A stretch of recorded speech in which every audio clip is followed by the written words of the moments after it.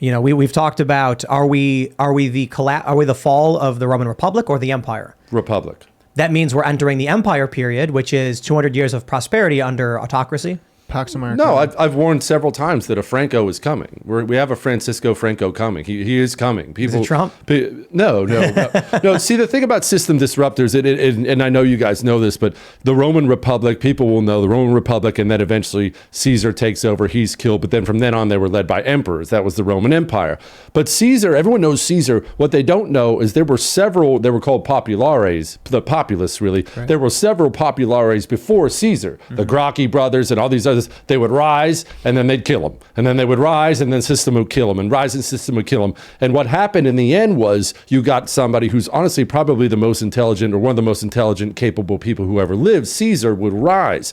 Your first system disruptor like Trump gets credit for having the balls to be the first to challenge it, but he's also the dumbest. Why? Because he doesn't know how corrupt it is yet. I didn't know how corrupt it was yet when Trump joined. The next one gets smarter. That's a good thing. The bad thing is the next one will be meaner. They get smarter and meaner, and then they're smarter and meaner, and then they're smarter and meaner. And soon you have one who's smart and capable enough, which is good, but then he's also mean enough. That's where we'll go. We will go there. That won't be tomorrow. This is years in the making, but they'll get smarter and meaner as we go along. I feel like the government's already pretty mean. That's why the system disruptor gets smarter and meaner, though, because they learn from the last guy's mistakes. I can't do this. I have to make sure I smash them. I have to make sure I do this. Smarter and meaner, and then sooner or later, people are getting their fingernails pulled out, and you look around and say, how do we end up with this country? Well, that's how. We're getting these cultural people that appear that are trying to change the culture, and the system's inoculating itself against cultural change by taking control of the culture through mass media. They're trying to. I keep thinking, how do we fix the culture on Earth? And what I realized is I'm not going for a cultural victory. I'm going for a religious victory. I'm done with culture, man. I'm done trying to trick people and make them smile. You need to look at God. This is real. The world is unifying. Islam, Christianity, and Judaism, they're coming together under one God. That's the point. And we need that. That's my new methodology is a religious victory. You want some of this, brother? Alcohol does not treat me well. I'm not a... Maybe it's exactly what you need right now. So someone in the super chat said FDR was the first emperor, and so we've been in the empire. What do you think? Do you agree? I don't know. No, we haven't been, but we are. I'm noticing more and more as time goes along that we have this illusion that we can change the government, especially when it comes to the federal government. We very clearly are not in a place where we can change the federal government. People are almost universally, we have this representative republic, but almost universally people are displeased with the federal government. How does that make sense? If we're choosing these people, but we're all displeased with these people, then what's actually going on there? Well, what's going on there is we're run by an administrative state. Congress doesn't run anything. Christopher Wray went and sat in front of, Chuck Grassley is the top GOP guy in the Senate Judiciary Committee. That's maybe the most powerful committee in all of Washington. Grassley was the top guy. Grassley says, hey, you're going to answer some questions? And Christopher Wray says, sorry, I got a plane to catch. It's my own private plane, but peace out. See you, Chuck. Now, what that told me, everyone was mad at Grassley or mad at Christopher Wray. What it told me was Christopher Wray, he's not concerned in the least about Congress. Yep. We're already hearing about we're going to have hearings and there are going to be subpoenas. The FBI was hearing that they were going to be subpoenas early on. And you know what their response to that was? They didn't moderate. They didn't back off. They went and arrested a pastor who read Bible verses at an abortion clinic out there. They ramped it up. They're not even, the administrative state is not even that scared of the Republican Party. And that is the problem. Until the administrative state fears Republicans, we'll never have anything. It sounds like an empire to me, but I think that's an interesting discussion there, especially with FDR, because after World War II, the United States did start expanding its empire and setting up military bases all over the world to where we are now, where the United States nearly spends more on its military than almost the whole entire world. Not exactly. The stats are contested, especially because of the secret black budgets, especially because of what China is also doing behind the scenes. But at the same time, I think it's worth kind of considering that, yeah, maybe there was an empire after FDR. And especially when it comes to the presidents only being figureheads and the agenda and the foreign policy and the major directions that this country has been headed in has always been kind of consistent.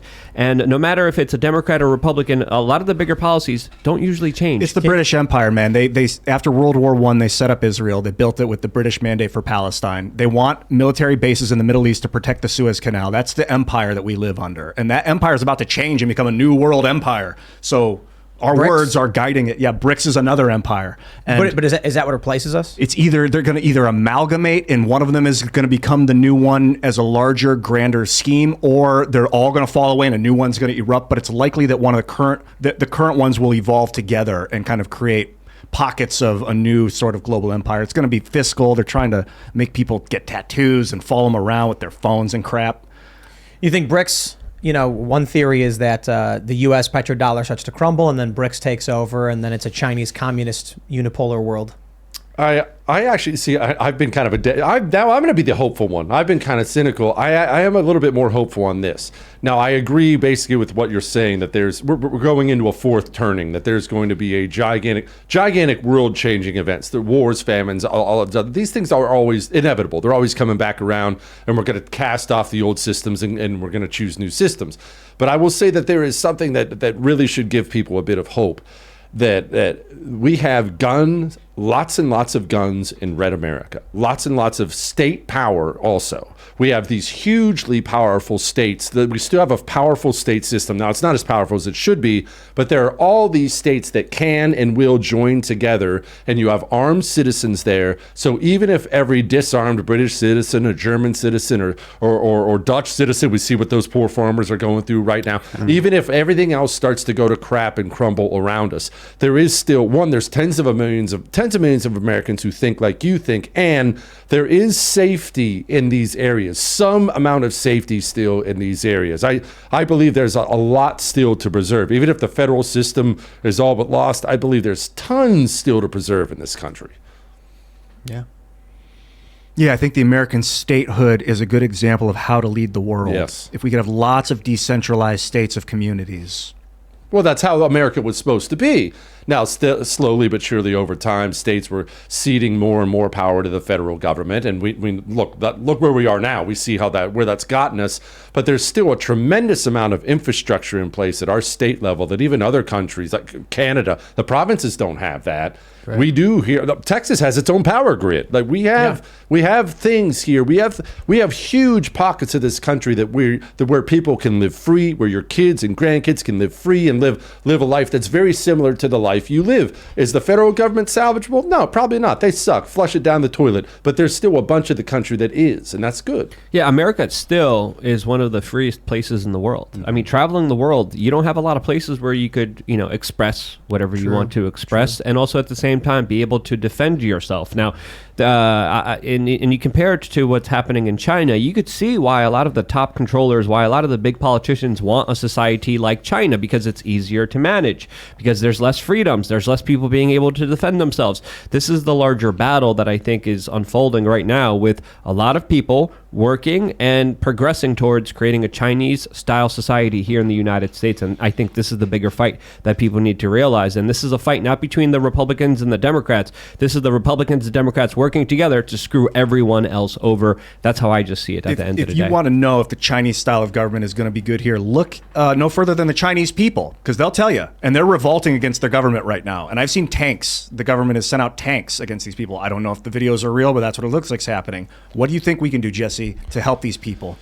To help the people of China? Nothing. Because our own government's against us too. We don't have an avenue. You can't hop in your bass boat and cross the Pacific and go invade mainland China. What can we do? Well, I shouldn't say nothing. That's not true. The power of prayer is real. We can pray for them, but other than that, nothing. Now that we have our own broken government, we are sadly in a place where people are going to have to wake up and realize that the days of, bouncing around the globe and being for the forces of good, if you ever really kind of subscribe to that sort of thing, that's going to have to go away, because we have real problems here at home. All the leaders of the Western nations, I say this all the time on my show, they all share the same characteristics now, the same three, all of them. And that's not just America. It's Germany, Britain, all of them. They all, no love of country, Many of them hate their country. You know, the leaders of our institutions, from the president to our entertainers to our athletes, many of them hate the country. But even if they don't, there's no love of country. If you wake up, you probably do. You wake up every single morning and something will occur to you and you'll think, man, that's bad for America. Or man, I wish we would do this because that's good for America. Right. Those thoughts never enter the minds of the leaders of the Western nations now. Two, they don't have any connection to the real world, how normal people live. Somebody right now is watching Timcast and just got off of his second shift of the day, and he's sitting down and just wants to watch it, catch up on things. And the people who run our society have no idea what that guy goes through. And three, they see themselves as kings and queens. The leaders of the West used to look at themselves as the knights who would guard the freedoms of the West. Now they look at the freedoms of the West and they're disgusted by them. They think the problem with the West is your freedom. You can look what we're talking about all night tonight with Twitter. The problem is you can say whatever you want. What? That's ridiculous, peasant. You can own a gun? Oh, that's horrible. I, as the king, should be able to tell you where to go, what to eat, where to drive, what you can say and what you can't say. That's the problem. There's two ways to look at it. That at a certain point, we lulled ourselves through our comfort into letting these people take control of the machine, or we can say that over time, these people started to gain control of the machine. You have, like you mentioned, they used to be the knights defending freedom and standing up for us. I mean, these are the founding fathers, the battles they fought. Now it's the parasitic manipulators who are leeching off the system. And I guess the question then becomes, is it because we were apathetic and let ignorant, what's the saying? The penalty for not being involved in politics is that your lessers will rule over you? Or is it that evil people manipulated the system to take control from us without us realizing? It was because we were apathetic. Evil people have always existed. They existed 3,000 years ago, 1,000 years ago, 50 years ago. Evil people have always been there. Take heart in this, if some of this is bumming you out. This was always inevitable. This is what happens to wealthy, absurd nations. We got absurdly wealthy in this country with a ridiculous standard of living that most parts of the world would never even recognize. And that kind of wealth makes you fat and bored and apathetic, and you just stop paying attention. I'm sorry. Were you saying something, Tim? I can look up a YouTube video on brain surgery right now. If I can do whatever I want here on my phone. I don't. Oh, what? You're talking about the greatest phone case ever? That's awesome. But is that your passport photo? For those that didn't see, he's got his own face on his iPhone cover. That's solid. Yeah, there it is. But look, we got apathetic, but don't beat yourself up over that. If you're an American, it's human nature to get apathetic when you get rich. When you get rich, you just kind of stop. It happened to the Mongols. The Mongols were this tiny little tribe in Mongolia eating mouse guts, and soon you kicked everyone's rear end. Now you're living in Chinese silks in a Chinese mansion. Yeah. It was about one more generation, right back to Mongolia with you. Yeah, it was Genghis Khan's both. grandson that really messed it up. Ugude. He was a drunk, and that's the downfall of that civilization. It takes generations, but I think it happened here too. We had the brave men 200 years ago that were willing to die to protect this. Well, not even that. Less than 100 years ago, Ted Williams quit playing professional baseball to go fight Nazis. Right. Yeah. Tell me the professional athlete, Pat Tillman, rest his soul aside, they would do that. No, they're all busy crapping on the place. Yeah. It's the different. What happened to Pat Tillman is a crazy story, by the way. A lot of people don't know the full story. I think it might have been Genghis Khan's youngest son, not his grandson. There's another element to the generational thing you're mentioning too. If we're talking about rulers who conquer and then their children screwing things up and their grandchildren breaking everything, the same is true for the administrative state in the United States. I actually think one of the reasons we're starting to break through is that it's like a flippening. The American people become gluttonous and lazy. You get a fourth turning kind of scenario where the greatest generation goes and fights wars. Their kids are comfortable. Their kids become rebels. The millennials become whiny babies. But the same thing is true of the political class and the ruling class. You have these powerful intelligence individuals. You have these manipulators, and they seize control through surreptitious means. I mean, like manipulating the public and wealth and things like that. Have kids. Those kids inherit this, but have no idea how they got there. Who have grandkids who have no idea how to manage the system, and that all starts falling apart as well. I think you nailed it. I've said before, and I mean it. We have a great advantage in this country. Mao. We talk about Mao. Mao was maybe the worst human being to ever walk the planet, obviously, but Mao was also tough as nails. Mao came up as a guerrilla fighter who actually trained some of our Marines that actually fought in World War II because he had to fight tooth and nail, fight a nasty war against the nationalists. Mao was tough. Mao knew things. Our commies are soft. Our commies are pillow soft. They all came from Harvard and they're all driving BMWs at 16, and then you go right from there and you're some jerk-off assistant on MSNBC, and then you're working on Congressman Loser's office, and you've never had to fight for anything. Right. That is the big advantage we have. Our people who are normal are getting tougher, and our commies are soft. But this is why I think you start to see this shift where centrists are now being called right. Joe Rogan, I mean, he's a lefty guy in a lot of respects, but he's also extremely tough. I love bringing up that video where the woman calls him fat, and he goes, what? And he pulls his shirt up, and it's just like, he's like a rock. He's an MMA guy. There's a reason why he's not saying, oh, vote Republican, because there's very little that Joe Rogan is going to be bothered by in terms of the work he has to do or the things he has to overcome.